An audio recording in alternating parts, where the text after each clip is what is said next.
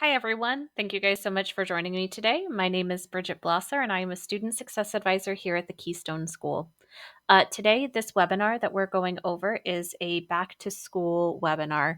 We're going to go over some computer basics for you guys. So, if you're not as familiar with how to use a computer, or if you have questions about our technical requirements or things of that nature, this is a great place for you guys to be able to start. A little bit more about myself. I am Bridget Blosser. I am a student success advisor here at the Keystone School. I have been a student success advisor for 6 years now. I've helped students in all grades, K through 12, and helped them get started, help them organize, help them with motivation. We do a little bit of everything here in the student success advisor department.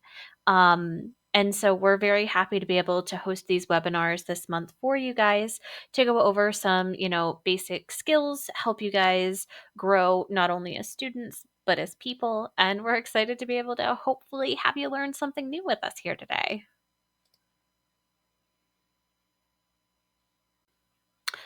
So, to start off our presentation here today, the first thing that we want to talk to you guys about is the computers that you guys are using. In terms of requirements, a laptop or desktop computer is going to be totally fine. It does need to run on a full operating system, though, and there's a bunch of jargon on the screen that you can see.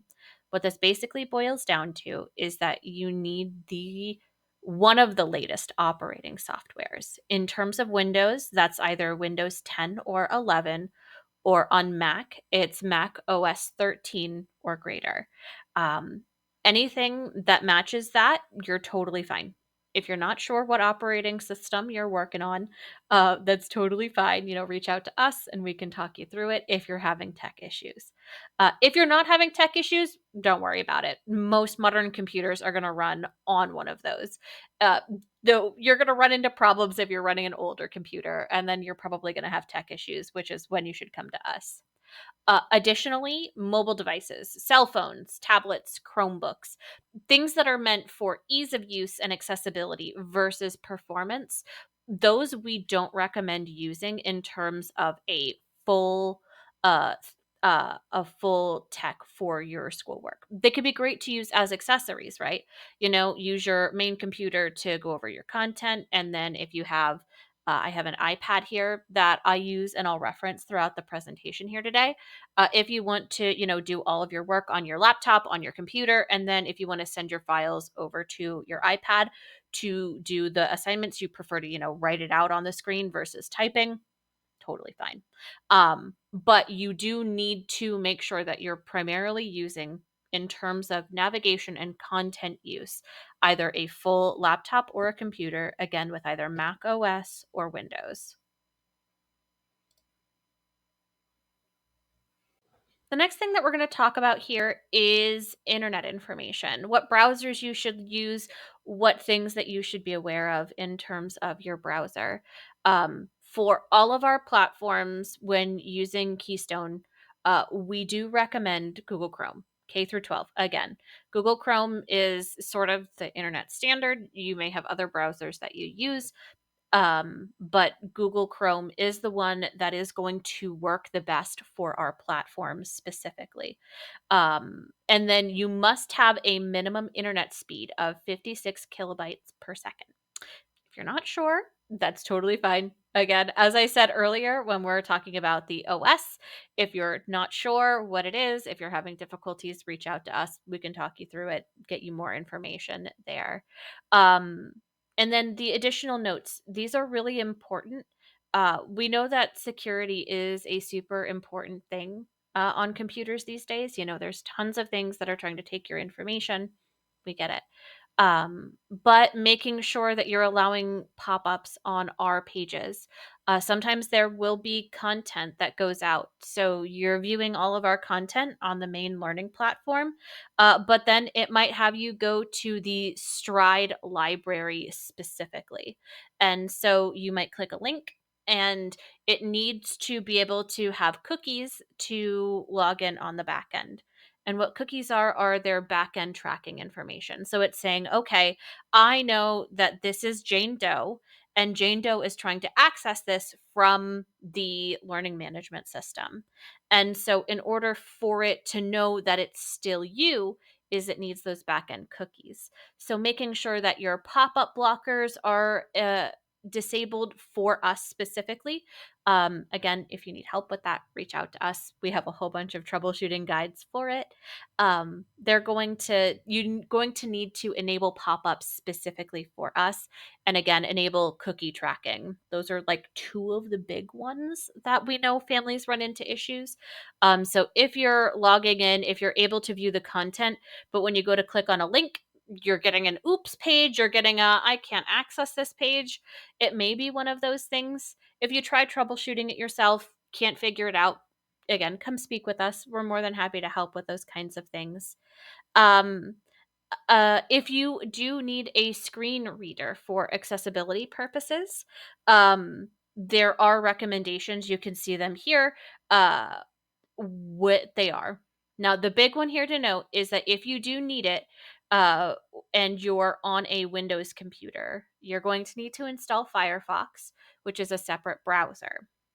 And again, it is not the primarily accepted one. But in the case of screen readers, this is the one that works best with our platform specifically.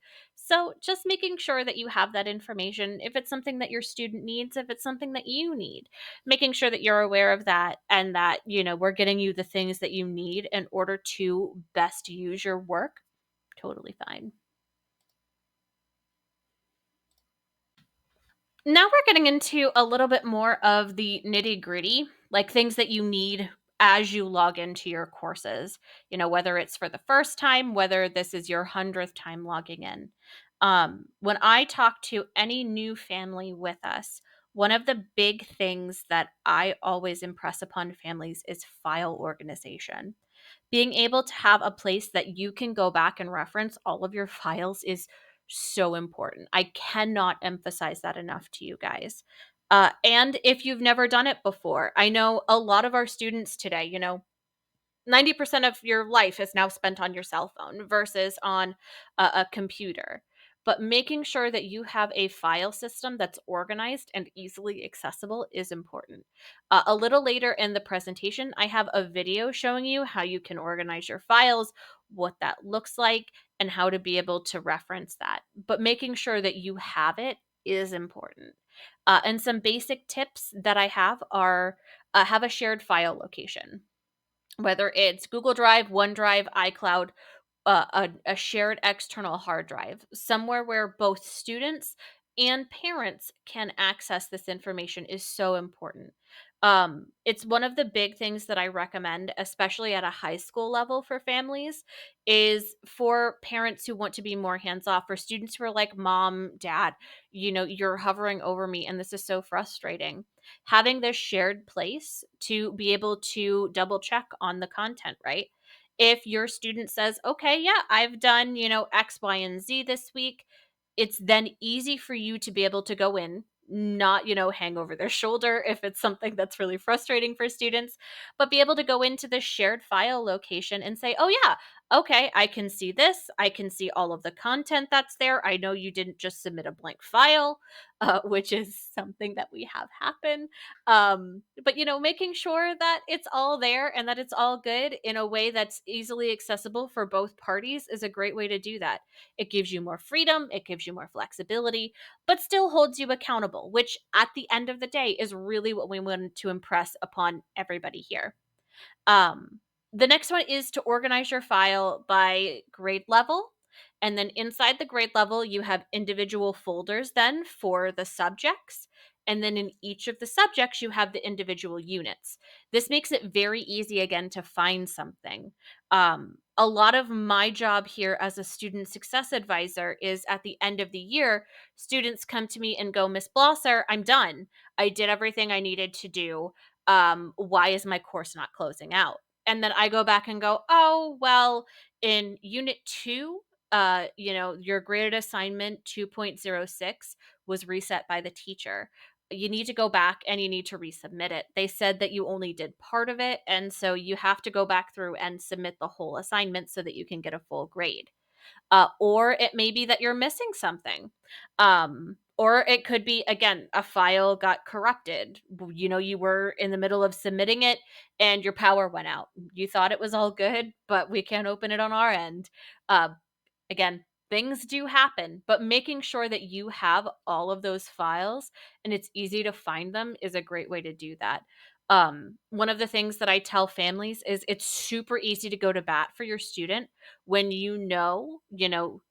yes, we have all of these done. I'm looking at them right now. I can submit them to you if you need. Um, and again, transparency, accountability, all of those things tie in.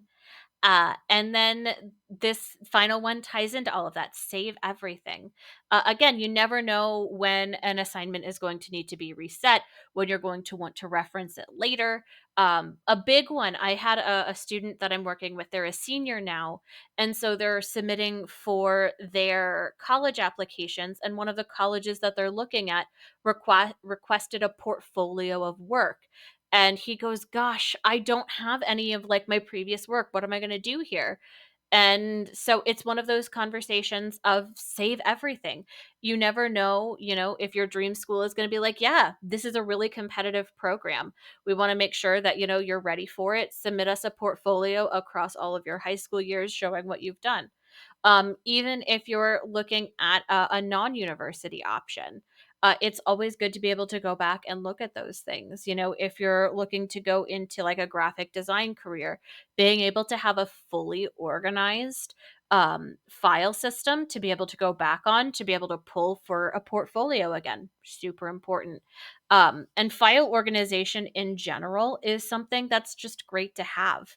Being able to go back through and say, okay, as an adult, okay, here's all of my tax information. It's on a secured hard drive externally. But here I can see, all of my taxes for the last 10 years and they're organized by year. Or I have all of my documentation for college. I've saved everything that I've gotten. This way, if I need to go back and I need to reference, an introductory paper, or I thought this was said somewhere, easy to go back through and find those kinds of things. File organization is something that is so important and so often overlooked. Everybody will just drop everything into a downloads folder and then try to control F, find their way out of it, which can be super frustrating at times. So we just talked about how to organize your files. Now we're going to talk about file editing itself. When we talk about editing files, when you're downloading an assignment to complete and you need to complete it, how do you do that? You go through a Microsoft Office Suite, Google Office Suite, Open Office Suite. This is a free open source platform for you to be able to use. 100% free. If you don't want to do a Microsoft subscription, OpenOffice is a wonderful platform to be able to use. And then iWork is your Mac equivalent. All of these will work fine. You'll download files. Again, I have a video a little later in the presentation showing you how to download files, how to save them, how to edit them. Same kind of process across all of the platforms, but I show you how they look slightly different on Google versus, Microsoft, iWork, or OpenOffice. Another important thing to note, and I do talk about it in those videos, is the importance of saving all of your files as either a .pdf or uh, .docs. I'm so sorry. My words got away from me there. And the reason for this is that on our end, when we go into grade things, those are the files that we're able to open. So when you're working in iWork, it might want to save your file as a .pages. Making sure to go through and save that specifically as a .docs or a .pdf is going to save you a whole bunch of trouble of getting feedback from your teachers that says, hey, we can't open Pages files. I'm sorry. We're all Windows based here. And then the same way, if you're working in Microsoft Office, if you're working in Google Office or Open Office, making sure that you're in those save files versus like an RTF uh, is super important to make sure that, we can access it, we can grade it, we can get it back to you. If you have it in these other formats, again, you're going to get that feedback that says, we can't read this, you need to resubmit it. All right. So we've reached the part of the presentation here where I'm going to go through and show you guys some examples of the things that we've talked about. I'm going to show you how to download files from your computer, how to save them, where to find them, and then again, how to submit them when you're done. So it's important. Make sure to take a look. And I will see you guys in just a minute here. Hi everyone. So in this part of the video, we're going to go over how to do some of the things that we talked about earlier in the presentation. So the first thing that we're going to do is when you log into your courses, you're going to select Student Login, which will take you to our login page, and you'll enter your student ID number and your password and click Login. From here, you'll have your list of courses that you will have access to. And so for this example, I'm going to go into our English, actually, I'm going to go into our Algebra 2 course here.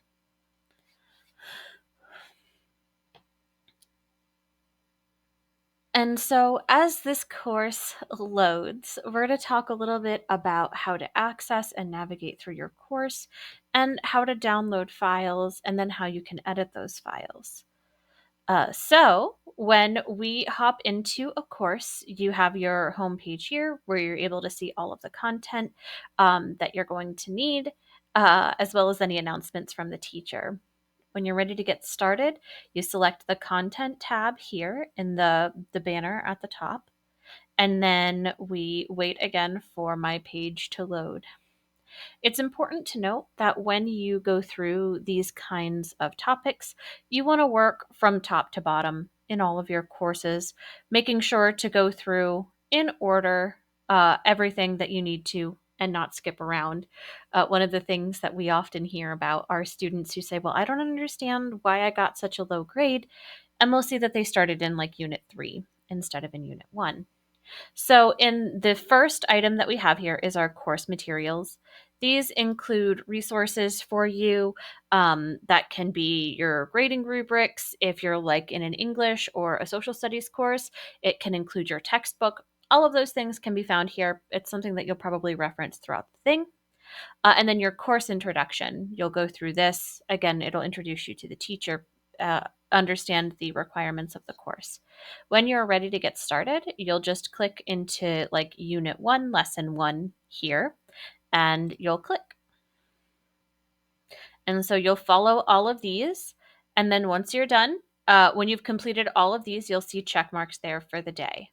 For this example, what we do want to do is we want to find a graded assignment for you. So I'm going to slide over to the Grades tab.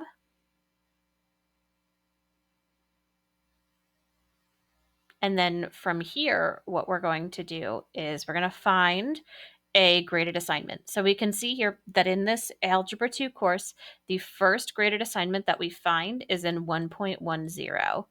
So what we can do is go back to our Content tab.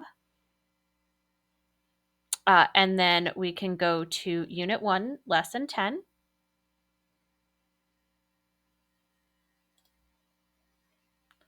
And then I want to grab this Part 2 assignment. And so once I have this assignment, what I'm going to do is I'm going to download it. I can do it as either a PDF or a .docs. A PDF is a great file to use if you're looking to print things out.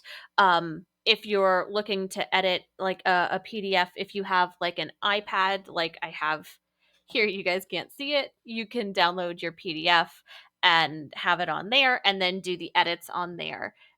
If you're planning to do all of your work, in Microsoft Word or on Google Docs, doing a .docs is going to be better.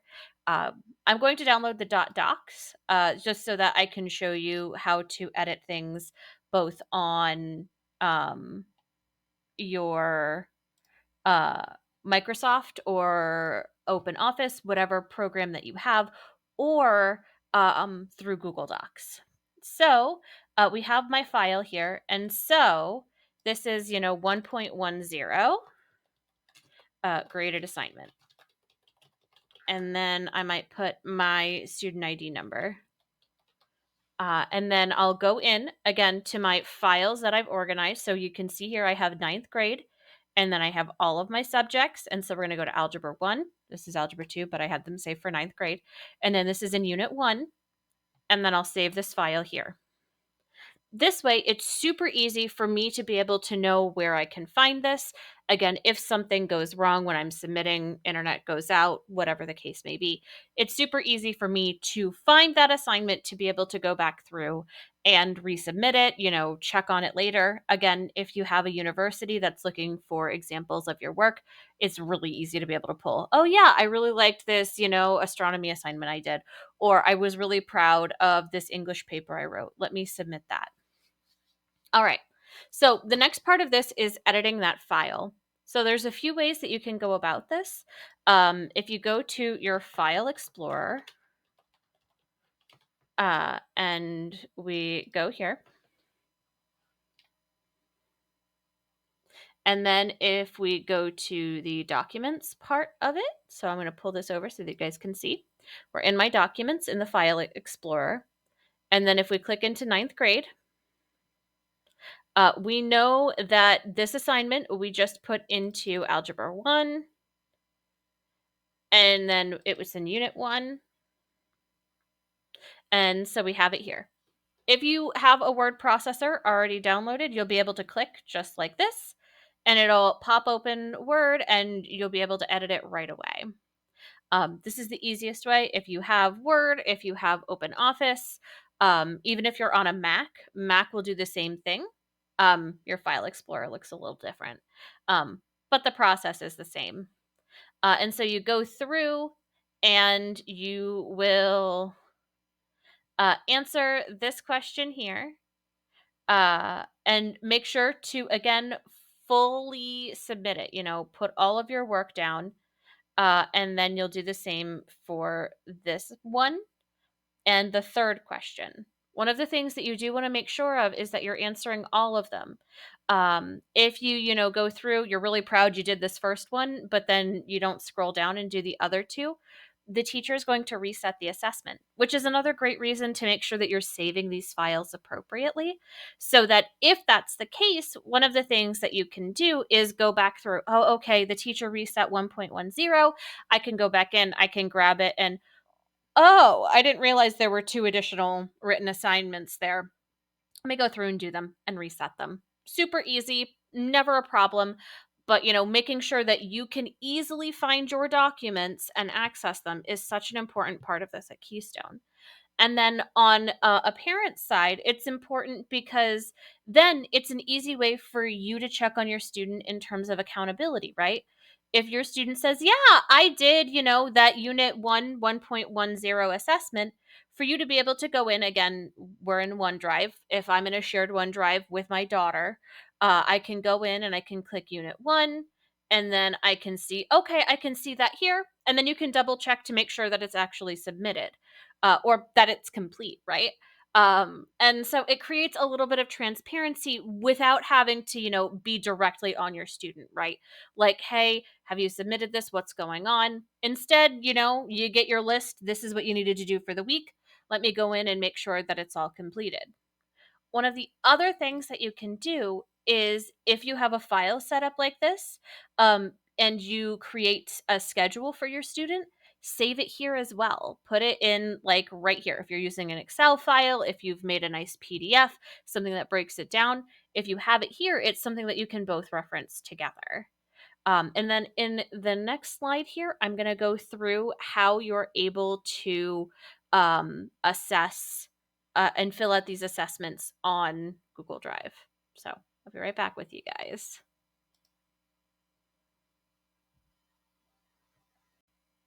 All right. Hi, guys. So here we're going to go over how you're able to edit your assignments via Google instead of on either Microsoft or Open Office, or through a Mac. And so here, what we have is, I have the same setup in terms of saved a file directory. So we have our ninth grade here, and when I click in, I again have all of my courses. And here we have Algebra 1. And so when I click in, again, it's all broken down into units. So we have unit 1. Now, we don't have our assignment here. So what happens is if we go back to our graded assignment, which you can see here, when we download this file, so if we click and we download it again, I'm going to download it so that you guys can see. When we download it, one of the things that we will do is I'm going to drop it in my downloads. And so this is 1.10 graded assignment. And then if you don't want to do your student ID number, you can do your first and last name. And so when you have that saved, now what you'll do is you have it saved. You go to your drive and we click new and we click file upload. And from here, it's going to pop up a window for us to select open. And again, we put this in my downloads. So I'm going to go to my downloads and then I'm going to select that file. And I'm going to click it and it's going to upload it here for me. We can see that it's uploading and here it is. So it is a Word file. It is a .docs. So when I click in, it'll take a few minutes for it to load through. And then in just the same way as we did in Microsoft Word, you can see that it's set up here the exact same way. And so you'll go through and you'll answer your questions. The difference here is when you finish and you save it, if you're done, right? You went through, you answered all of your assignments. The next thing that you need to do for Google Docs specifically is click File, and then you're going to click Download, and then you need to download it as either a .docs or a PDF file. Those are the files that we're able to access here. If you do it into any of the other ones, we won't be able to see it, and you're going to get a message on your assignment that says, hey, we weren't able to grade this. Please resubmit it in one of these text file formats. And so when you're done, all you'll do is you'll click, Microsoft Word, and it's going to pop it out in the same way that it did before. And so you can see here, we have it downloaded. And then when you're ready to submit it, we'll go back to that screen here. All you do is you click upload. And if we go back to my little, oh, nope, it's going to pop up here. And so we have here, if we go back to our downloads here, this is our edited one. We have the little one by it. And so all you're going to do is you're going to click it and it'll upload it for you to be able to submit it. And so this is a great way for you to be able to see how to access and use Google Docs.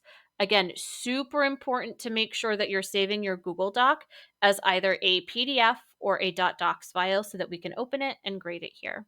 And that's all I have for you guys.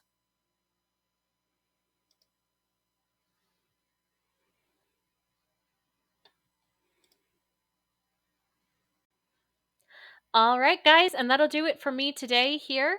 I know this was a lot of information to go off of. If you do have questions, please don't hesitate to reach out to us either via email or we have a live Q&A session every school day from 1 to 2 p.m. Eastern time.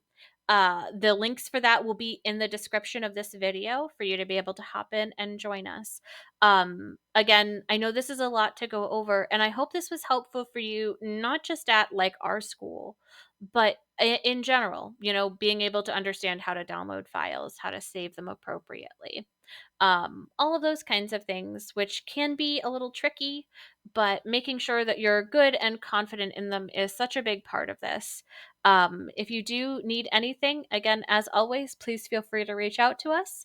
Our email address is in the final piece of this presentation here. It's studentsuccess@keystonehighschool.com. And that is for all grades, K through 12. So don't feel like if you're in an elementary or middle school, you can't shoot us an email at that address. It's just our general email. But thank you guys so much. And I hope that this was, again, very helpful. And I will talk to you all soon.